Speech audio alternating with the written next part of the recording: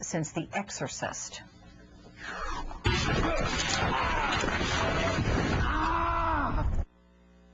Let's get the details now from Amy Palmer, senior editor for In Touch Weekly. Good morning, Amy. Good morning, Alex. Are you squirming yet?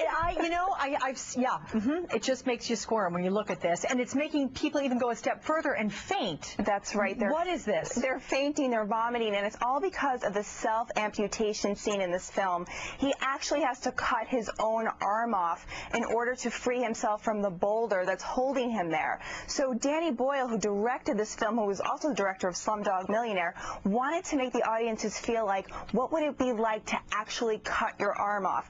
Therefore, he did such a great job that audiences are fainting and vomiting and need paramedics on the scene. So this movie is very enticing for that reason, but it's also a story that's unbelievable because it's true. Yeah, and all this, I mean, lots of headlines. We're talking about this aspect of things, but is there any concern this might be a turnoff to moviegoers, and they may not spend their money watching the film? Sure. I mean, there are people who might say this is too much. I don't really need to spend $20 to go to the movies on a Saturday night and feel sick. But a lot of people are into this sort of thing and kind of want that thrill factor. And again, like I mentioned, it's a true story, so it's kind of unbelievable to watch this happen on screen and know that somebody actually did this to themselves. Go through this. What about the other stuff that's out there? Megamind is #2 right now. No, it's actually at the top spot for this weekend. So the draw here is what? The draw here is Will Ferrell plays Megamind, Brad Pitt is his nemesis, Tina Fey plays the damsel in distress, and kids love this kind of movie. It's 3D, the animation is beautiful, so A-list actors plus A-list animation equals a huge hit for DreamWorks once again. Okay, now let's get to the #2 film. It is the comedy Due Date, so let's watch a clip here. Okay. I gotta tell you something, mister. Your personality needs some work.